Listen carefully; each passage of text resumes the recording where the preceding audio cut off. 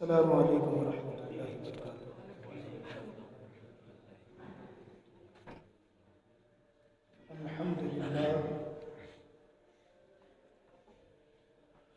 الحمد للہ رب العالمین، والصلاة والسلام علی اشرف الانبیاء والمرسلین وعلی آلہ واصحابہ اجمعین، اما بعد، اعوذ باللہ من الشیطان الرجیم، بسم اللہ الرحمن الرحیم۔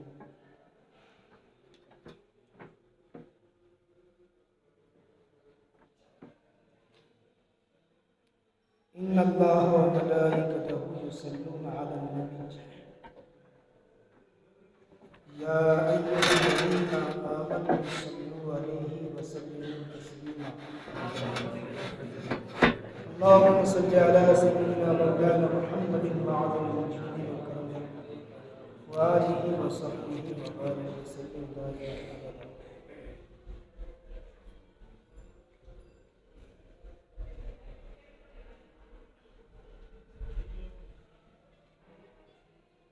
بارگاہ رسالت میں درود و سلام کا نذرانہ پیش فرمائیے۔ صلی اللہ تعالی علیہ وسلم، صلاۃ و سلام علیک یا رسول اللہ، صلی اللہ تعالی علیہ وسلم۔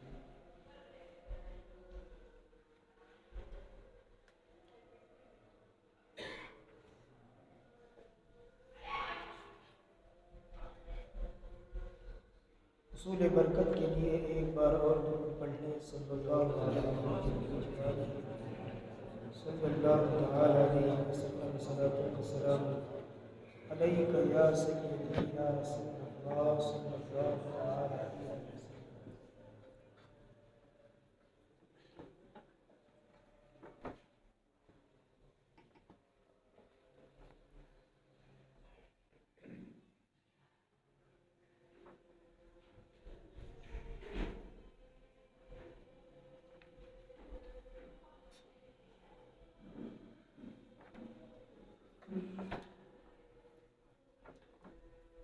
مبارک مہینہ رجب کا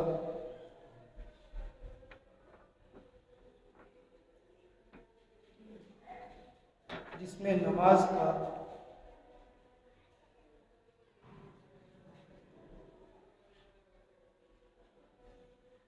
ایک قیمتی تحفہ اللہ تعالیٰ نے محبوب کے صدقے امتیوں کو عطا فرمایا۔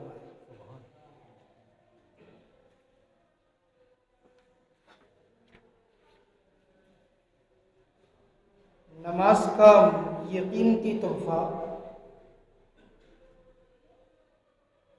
حدیث مبارک کے مطابق حضور کی امت کو اسی ماہ رجب میں عطا کیا گیا، کیونکہ حضور 27 معراج کو 27 رجب کو اللہ سے ملاقات کے لیے تشریف لے گئے، اور اللہ تعالیٰ نے وہیں آپ کی امت کو یہ تحفہ عطا فرمایا۔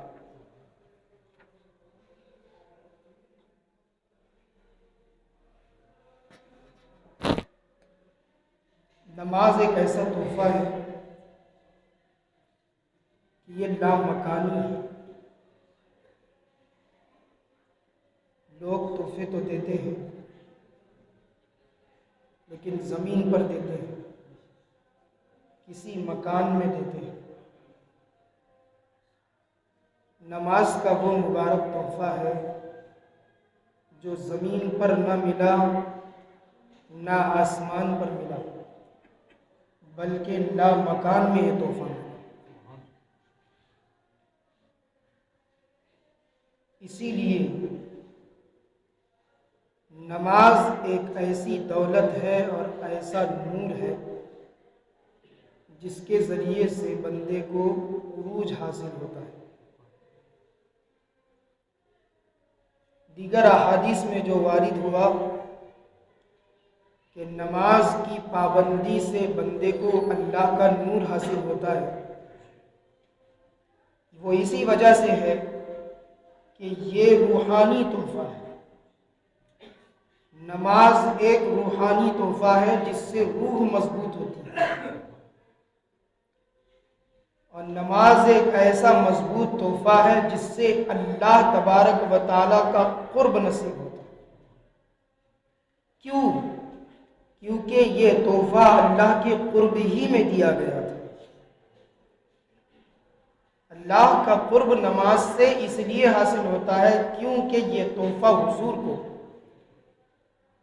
قرب میں ملا تھا، وہ بھی قرب خاص میں عطا فرمایا گیا تھا۔ 27 رجب تو یہ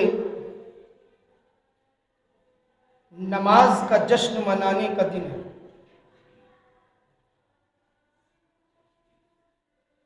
جیسے اور بھی دن منائے جاتے ہیں،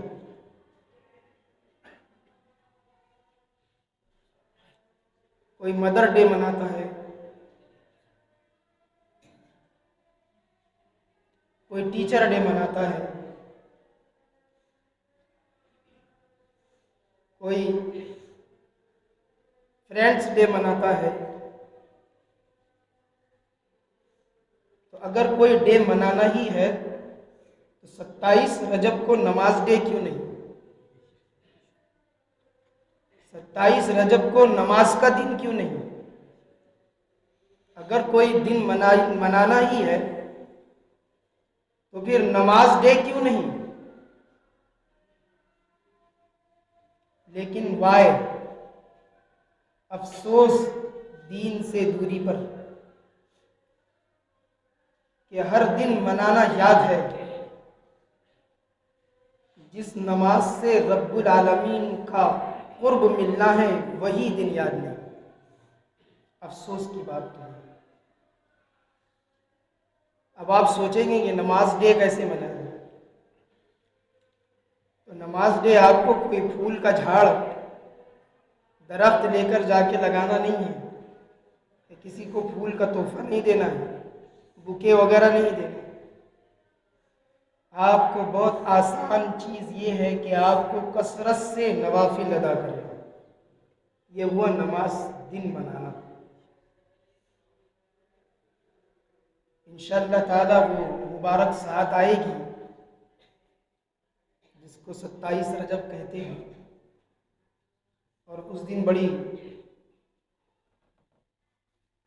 دھوم دھام سے شب معراج منائی جاتی ہے۔ اسی میں نماز ڈے کا اہتمام، نماز کے جشن کا اہتمام ہو سکتا ہے کہ اللہ تعالیٰ نے نماز عطا فرمائی، بڑا قیمتی تحفہ دیا، اور یہ اللہ کی امانت بھی ہے بندوں کے لیے۔ لہذا کثرت سے نماز ادا کریں اور نماز نہ چھوڑنے کی عادت بنائیں، نماز پڑھنے کی عادت بنائیں۔ رجب کا پورا مہینہ ہر ایک دن پکار پکار کے یہی کہتا ہے کہ مسلمانوں نماز کی پابندی لاؤ، اپنے اندر نماز کی پابندی لاؤ۔ تو نماز کی پابندی ضروری ہے، سیکھنا ضروری ہے، نماز معلوم کرنا ضروری ہے۔ کل ایک بندے سے ملاقات ہوئی، بات چل رہی تھی حضرت امام جعفر صادق رضی اللہ تعالیٰ عنہ کی نیاز کی۔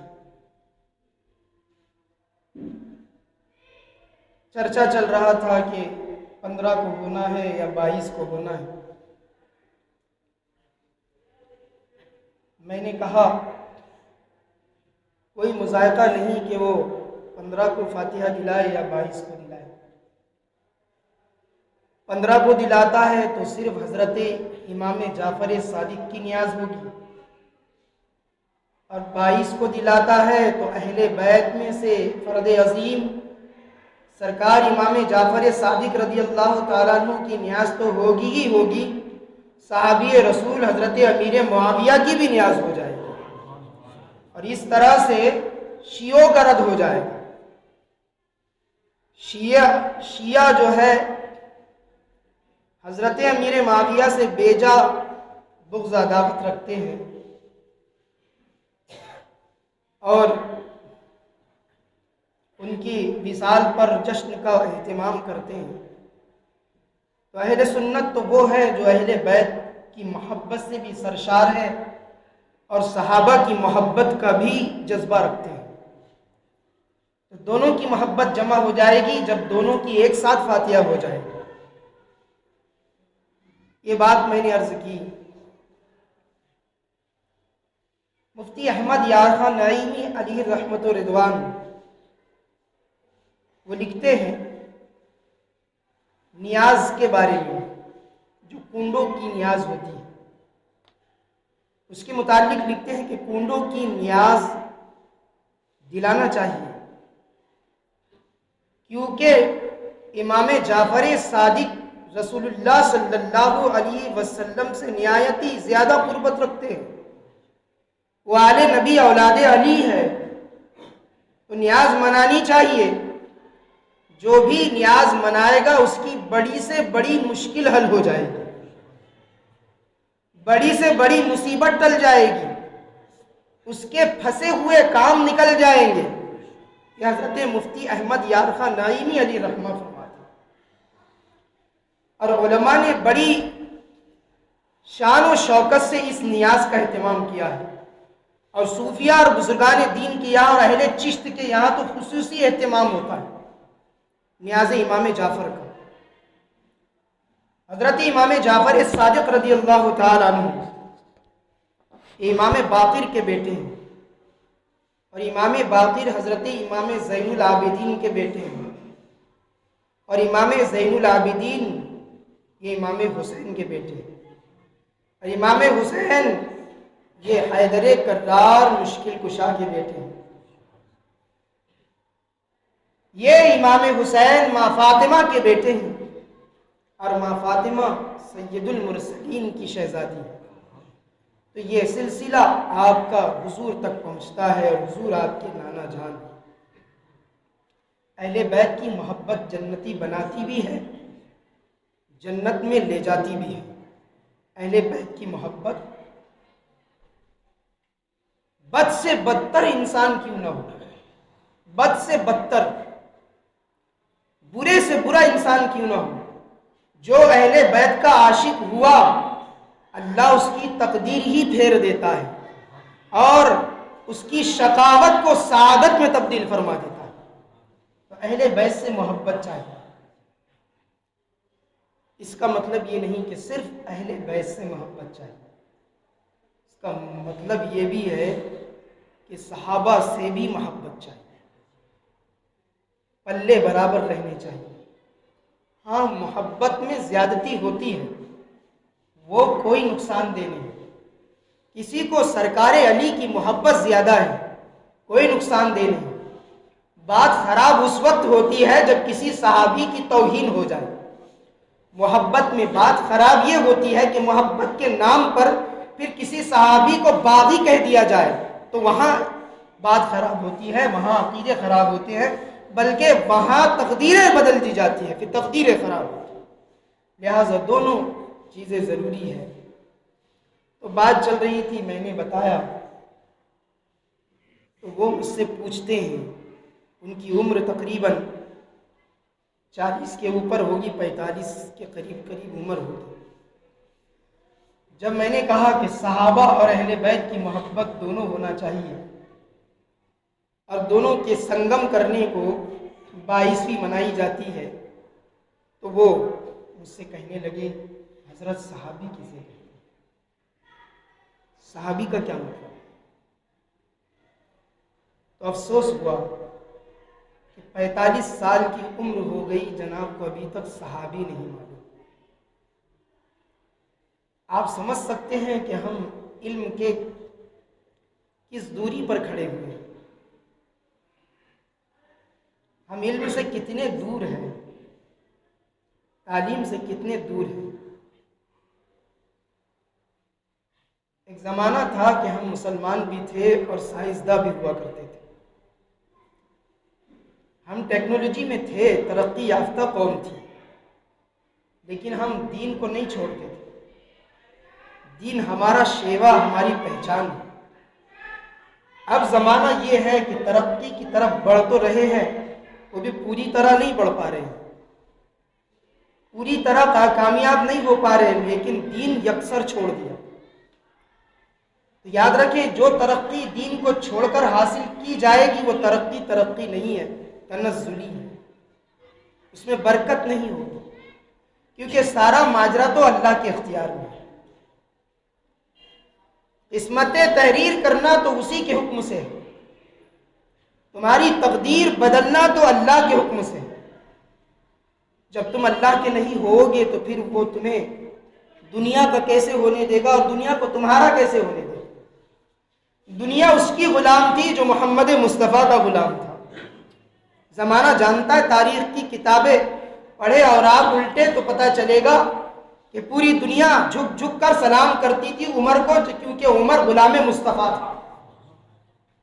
اور دور عمر وہ بھی گزرا کہ وہ غلام نہیں تھے تو عمر کو کوئی پوچھنے والا بھی نہیں تھا، لیکن جب وہ حضور کی بارگاہ میں آ کر مشرف با اسلام ہوئے تو پوری دنیا کانپتی تھی، قیصر و کسریٰ تھراتا تھا، بادشاہان زمانہ حضرت عمر سے گھبراتے تھے، کیونکہ یہ غلام محمد تھا۔ ان کی غلامی ضروری ہے، دین ضروری ہے، نماز ضروری ہے۔ راز یہی ہے، لوگ اوپری ذہن سے سوچتے ہیں کہ اذان ہو گئی، مسجد میں آنا، ہاتھ منہ دھونا، 15 منٹ ایک جیسا پڑھنا، ایک جیسا عمل کرنا، اس سے کیا حاصل ہوگا؟ لوگ سوچتے ہیں، لیکن انہیں معلوم نہیں کہ روحانیت کا مرکز ہی نماز ہے۔ وہ جانتے نہیں ہیں کہ اصل تقدیر یہیں سے پلٹتی ہے، رب کی بارگاہ میں آنے سے۔ اعلیٰ حضرت فرماتے ہیں، بندہ ملنے کو قریب حضرت قادر گیا، بندہ ملنے کو قریب حضرت قادر گیا، لمحے باطن میں گمنے جلوے ظاہر گیا۔ تو اعلیٰ حضرت نے منظر کشی کی ہے، معراج کی انشاءاللہ تعالیٰ اس پر گفتگو ہوگی، لیکن معراج میں حاصل کیا ہوا اس پر گفتگو ضروری ہے، اور معراج میں جو حاصل ہوا وہ ہے نماز۔ آپ اتحیات پڑھتے ہیں، حضور معراج سے تشریف لائے، معراج پر جانے سے پہلے مسجد اقصی میں حضور نے نماز ادا فرمائی۔ سوال یہ ہے کہ وہ نماز کون سی تھی؟ ابھی تو نماز فرض ہوئی نہیں ہے، پھر حضور نے نماز پڑھی کون سی تھی؟ تو جواب یہ ہے کہ وہ نبی ہے، عام انسان نہیں ہے کہ انہیں کچھ معلوم نہ ہو۔ وہ نبی ہے، وہ جانتے ہیں کہ نماز فرض ہونے سے پہلے کیسے پڑھنا ہے اور نماز فرض ہونے کے بعد کیسے پڑھنا ہے۔ وہ نبی ہے، وہ جانتے ہیں۔ انہوں نے نماز پڑھی، نماز نفل پڑھی، وہ تشکر کے طور سے نماز پڑھی گئی تھی، نماز شکرانہ، اور اس لیے پڑھی گئی تھی کہ یا اللہ، آدم علیہ السلام بھی یہی موجود ہے، نوح علیہ السلام بھی یہی موجود ہے، جو قرآن تو نے مجھے عطا فرمایا اس میں آدم کا بھی ذکر ہے، نوح کا بھی ذکر ہے، ابراہیم کا بھی ذکر ہے، موسیٰ کا بھی ذکر ہے، عیسیٰ کا بھی ذکر ہے، شیس کا بھی ذکر ہے، شایا کا بھی ذکر ہے۔ مولا قرآن میں انبیاء کا ذکر ہے، اور سارے انبیاء یہاں میری اقتداء میں ہے۔ تو نے مجھے اس مقام پہ پہنچا دیا ہے کہ آج میں عام لوگوں کا نہیں، تیرے برگزیدہ رسولوں کا امام بن کر آیا ہوں۔ تیرا شکر ہے مولا کہ تو نے امام المرسلین بنا دیا، امام الانبیاء بنا دیا۔ تو اللہ کے رسول نے وہ شکرانے میں نماز ادا فرمائی تھی، اور تمام پیغمبران کرام حضور کی اقتدا میں نماز پڑھ رہے تھے۔ لوگ ابھی تک یہی سوچ رہے ہیں کہ حضور کو یہ معلوم تھا کہ نہیں تھا، وہ یہاں تھا کہ نہیں تھا، ہار گما تھا ملا تھا، کس کو نہیں معلوم تھا۔ ارے اللہ کے نیک بندو، آؤ نیکی کی طرف آؤ، یہ سب سوچنے کا وقت نہیں ہے۔ تم یہی پر پڑے ہوئے ہو، تم بی بی عائشہ کے ہار میں گم ہو گئے، وہاں نہیں دیکھتے کہ مصطفیٰ کریم ابھی پل بھر میں، ابھی کنڈی بھی ہل رہی تھی، اس کا ہلنا بھی بند نہیں ہوا تھا، پل بھر میں اللہ کی بارگاہ میں گئے بھی اور اللہ کو دیکھ کر آ بھی گئے۔ وہ تو اتنا بڑا معجزہ ہو گیا، تم یہی ہار میں گم ہو۔ ایک صاحب کہنے لگے نبی کو غیب ہوتا تو ہار کیوں نہیں بتاتے؟ میں نے کہا جو نبی زمین پر مدینے میں بیٹھ کر جنت بتا رہا ہو اور یہ بتا رہا ہو کہ ابو بکر بھی جنت میں ہے، عمر بھی جنت میں ہے، اور عثمان بھی جنت میں ہے، علی حیدر بھی جنت میں ہے، جو نبی یہاں بیٹھ کر جنت بتا رہا ہو، وہ نبی کے لیے کیا مشکل تھا کہ عائشہ کا ہار بتا دیتے؟ لیکن وہ تمہیں پہچاننا چاہتے تھے کہ کون غلام ہے، کون وفادار ہے، کون مانتا ہے اور کون غدار ہے۔ کون انکار کرتا ہے؟ ارے سبھی بتا دیتے تو غدار اور وفادار کا پتہ کیسے چلتا؟ منافق اور مومن کا تفریق کیسے ہوتی؟ ان کی تفریق اور ان کی پہچان کیسے ہوتی؟ جو بھی نبی کے علم پر آج گفتگو کرتے ہیں، ذرا وہ یہاں نہ دیکھے مصطفیٰ کریم سادگی کے ساتھ اپنی زندگی مکہ میں بسر فرما رہے ہیں، وہ یہ نہ دیکھے، وہ یہ دیکھے کہ اقسام تمام نبیوں کا سردار بن کر نماز پڑھا رہا ہے۔ وہ یہ کیوں نہیں دیکھتے؟ وہ یہ کیوں نہیں دیکھتے؟ وہ یہ تو دیکھ لیتے ہیں کہ حضور کی طبیعت خراب ہو گئی تھی، حضور بیمار ہو گئے تھے، پھر وہ ہم جیسے ہی تو ہے، معاذ اللہ۔ وہ تو تمہاری تربیت کے لیے تھا، اگر وہ لباس بشر میں نہ آتے تو تربیت کون کرتا؟ بزرگان دین فرماتے ہیں اگر حضور کو 70 حجاب میں نہ بھیجا جاتا، حضور کا نور اتنا روشن ہے، اگر حضور کے نور کو 70 حجاب میں نہ بھیجا جاتا تو جو دیکھتا وہ دیکھتے سے جل جاتا، تو پھر جو تعلیم کا مقصد ہے وہ فوت ہو جاتا۔ شریعت بنانا تھی، قانون نافذ کرنا تھا، اور ہم جیسے غلاموں کو نوازنا تھا، اللہ نے ان کو لباس بشر میں بھیج کر نواز دیا۔ یہ سمجھو کہ احسان ہے اللہ کا اور احسان ہے رسول اللہ کا کہ انہوں نے لباس بشر میں آ کے سکھا گئے۔ اور ان کے مقام کو مت دیکھنا، کیونکہ ان کے مقام کو تو ابو بکر بھی نہیں سمجھ سکے۔ ابو بکر افضل البشر بعد الانبیاء ہے، ان کے مقام کو تو انبیاء بھی نہیں سمجھ سکے۔ ان کے مقام کو، بات آئی آپ کے سمجھ میں، ان کے مقام کو تو فرشتوں کا سردار جبریل بھی نہ سمجھ سکا۔ اللہ کے رسول علیہ السلام کی حدیث ہے، ہمیں کسی نے پہچانا نہیں، ہماری حقیقت کو کسی نے جانا نہیں سوائے ہمارے رب کی۔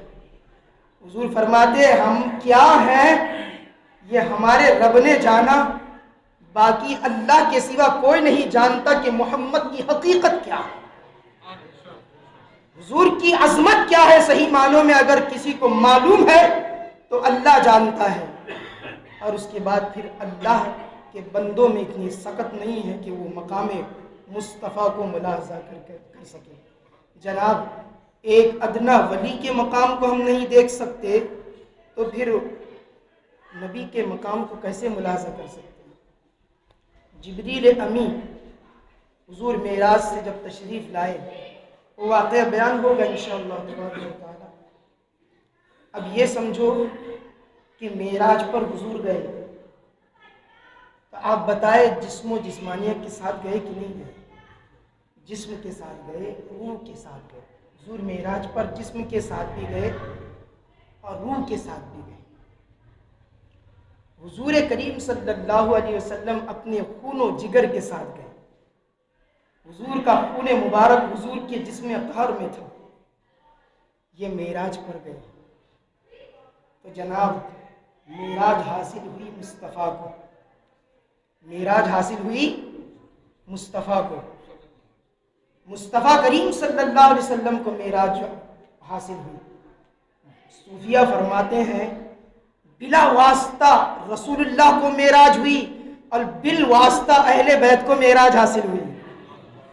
بلا واسطہ، بغیر کسی واسطے کے محمد مصطفیٰ معراج پر ہے، اور تم نے نہیں دیکھا کہ مصطفیٰ جسم کے ساتھ گئے تھے، حضور کا خون جگر حضور کے ساتھ تھا۔ اس کا مطلب یہ ہے قیامت تک آنے والے سادات کی بھی معراج حضور کے ساتھ ہو گئی تھی۔ جناب تم نماز پڑھو گے، عام بندے نماز پڑھیں گے، اللہ کے رسول نے فرمایا الصلاۃ معراج المؤمنین، نماز مومنین کے معراج ہے۔ تم نماز پڑھو گے تو عروج حاصل ہوگا، لیکن اہل بیت پر قربان جاؤ کہ اللہ تعالیٰ نے بغیر نماز کے ہی معراج عطا فرما دی ہے، بغیر نماز کے ہی معراج عطا فرمائی۔ یہ اور بات ہے کہ وہ نماز پڑھ پڑھ کے اپنے عروج میں ترقی کرتے ہیں، یہ اور بات ہے، لیکن معراج تو ان کو پہلے ہی ہو چکی ہے۔ اسی لیے سرکار تاج الاولیاء نے کئی جگہ تذکرہ فرمایا ہے، اور کئی جگہ سادات نے بھی تذکرہ فرمایا ہے، تو بالواسطہ تو معراج سادات کو بھی حاصل ہوئی۔ اب ان کے معراج اور حضور کے معراج میں فرق ہے، لیکن ہوئی تو ضرور، بلندی تو حاصل ہوئی، حضور کے صدقے سے بلندی تو حاصل ہوئی۔ تو سادات کا بھی بڑا مرتبہ ہے۔ امام جعفر صادق رضی اللہ تعالیٰ عنہ سادات میں سے ہیں، ان کی نیاز بڑی بابرکت والی ہے، ان کو یاد کرنا چاہیے، ان کی سیرت کو پڑھنا چاہیے۔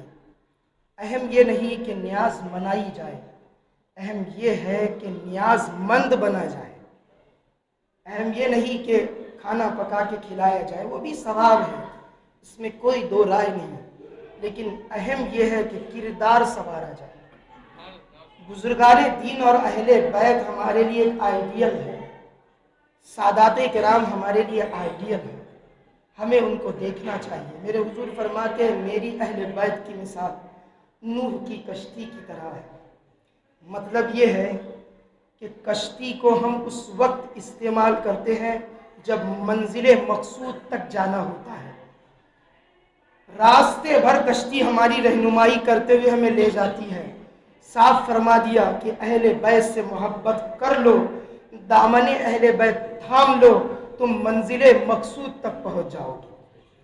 تو اہل بیت سے عقیدت بہت ضروری، ان کی سیرت پڑھنا ضروری۔ نماز تحفہ ہے معراج کا، آج اسی پہ گفتگو ہونی تھی۔ اللہ کے رسول صلی اللہ علیہ وسلم جب معراج سے واپس تشریف لائے۔ اچھا ایک بات ذرا رک کر یہ بھی عرض کر دوں کہ آج ایک جماعت ہے، جماعت کا نام بھی لو تو لوگوں کو سینے میں درد ہونا شروع ہو جاتا ہے، ہارٹ اٹیک، ہارٹ بیٹ بڑھنے لگتی ہے۔ جماعت کا نام لو، پتہ نہیں ایسا منحوس نام رکھا ہی کیوں تھا۔ ایسا منحوس نام ہے جماعت کا کہ اگر لو تو ان کی ہارٹ بیٹ بڑھنے لگتی ہے۔ وہ جماعت ہے، وہ جماعت کا کہنا ہے کہ نبی کو خواب میں معراج ہوئی تھی، جسم کے ساتھ میں، روح کے ساتھ میں نہیں ہوئی تھی۔ اب اس پر تو متواتر المعنی حدیث دلالت کر رہی ہے، اتنی حدیث ہے کہ شمار نہیں کر سکتے۔ معراج کے ٹاپک پر، مضمون پر اتنی حدیثیں ہیں کہ آپ شمار نہیں کر سکتے۔ اتنی حدیث ہونے کے بعد بھی انہیں ایسا لگتا ہے کہ معراج خواب میں ہوئی تھی۔ آپ بیان کرو معراج ہوئی تھی، وہ کہتے خواب میں ہوئی تھی۔ تو انہوں نے ٹھیکہ لے کر رکھا ہے کہ جہاں بھی حضور کی تعریف ہوگی ٹانگ پکڑ کے کھینچ لیں گے۔ تو نبی کی تعریف کو روکنے والا مسلمان ہوگا یا نبی کی تعریف کرنے والا مسلمان ہوگا؟ اندازہ تو کیجئے، ہم تو صرف داڑھی ٹوپی میں چلے گئے۔ جناب سینکڑوں مثالیں اللہ نے تمہارے سامنے رکھ دی ہے، قرآن میں، حدیث میں، اب پہچانو، پہچاننا تمہارا کام ہے۔ ہر کوئی داڑھی ٹوپی رکھ کے نماز پڑھ کے مسلمان نہیں ہو سکتا، ورنہ شیعہ، اشیعہ، خارجی، قدریہ، جبریہ، معتزلہ سب مسلمان ہو جائیں گے۔ نہیں، ایمان کوئی معمولی سی چیز نہیں ہے جناب کہ کوئی کھلونا ہے، معاذ اللہ۔ ایمان اہمیت کی حامل چیز ہے، اس کے لیے کسوٹی ہے، اس کے لیے پیمانہ ہے۔ کسی آفیسر کو آپ کو رکھنا ہے آفس میں تو بڑے پیمانے ہوتے ہیں۔ اللہ کی بارگاہ میں جو لوگ حاضر ہوں گے اور اللہ کا دیدار کریں گے ان کو مومن کہتے ہیں، ان کو مومن۔ مومن عام انسان کا نام نہیں ہے، مومن جان لے جو مومن ہے اس کی قدر و قیمت کتنی ہے۔ آپ ایک آفیسر کو آفس میں رکھے تو اس کو پیمائش کرے، ڈگری دیکھے، اس کو طرح طرح سے آزمائے۔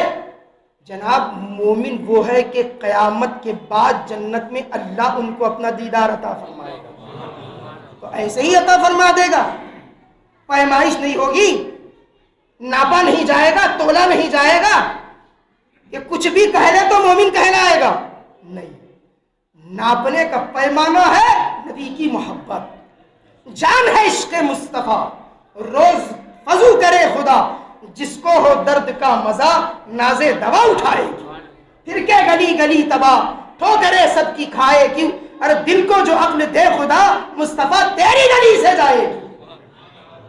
عشق رسول پیمانہ ہے، اور جس میں عشق ہوتا ہے نا وہ انکار نہیں کرتا، اقرار ہی کرتا چلا جاتا ہے، اقرار ہی کرتا چلا جاتا۔ حضور معراج سے تشریف لائے، جبریل امین نازل ہوئے۔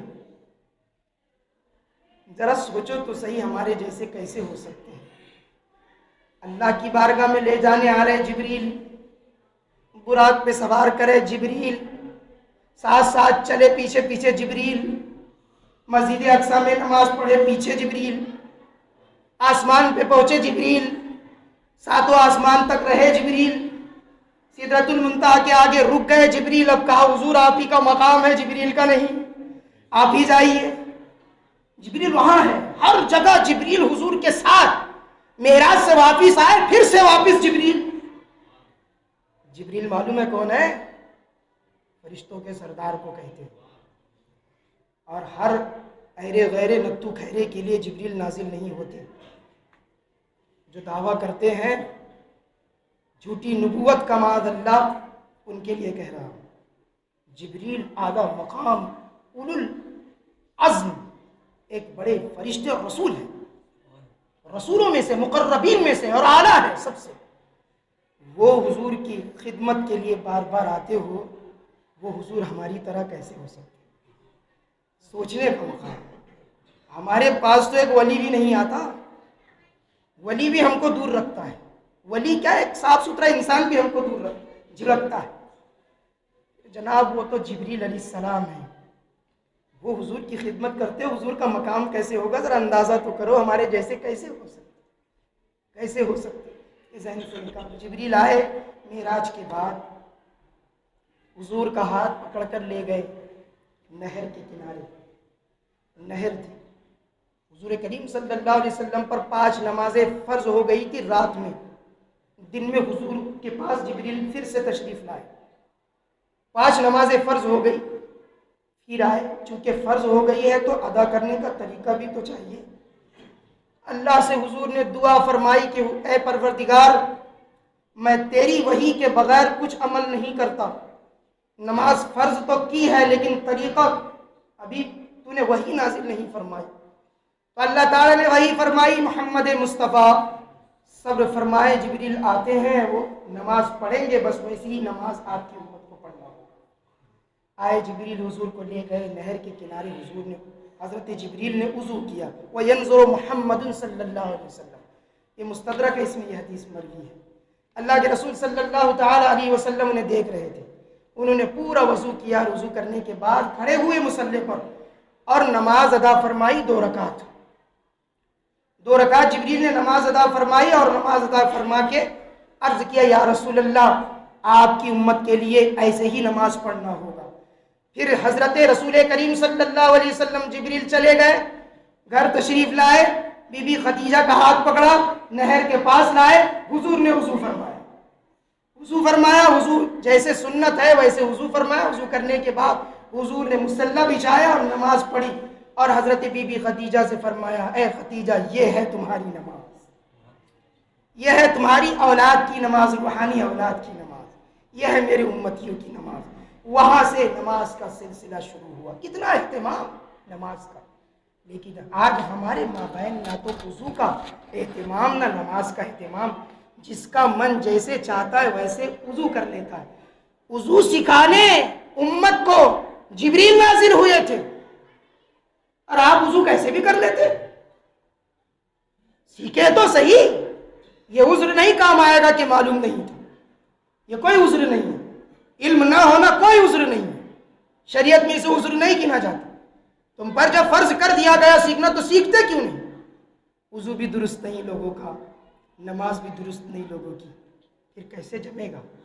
نماز تمہارے پاس چل کر نہیں آنے والی کہ تم سو جاؤ اور خواب میں تم کو زیارت ہو جائے, بیٹے ایسی نماز پڑھ لینا. یہ تھوڑی ہوگا تمہارے ذہن میں القاء ہو جائے, تمہیں الہام ہو جائے کہ یہ فرض اور یہ واجب. تمہیں سیکھنا پڑے گا. کب سیکھو گے؟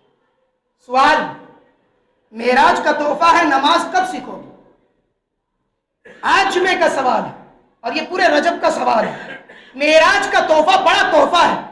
لڑکی تحفہ دے دے تو بڑا سنبھال کے رکھتا ہے, اور خدا نے تحفہ دیا تو اس کی قیمت کیا ہے؟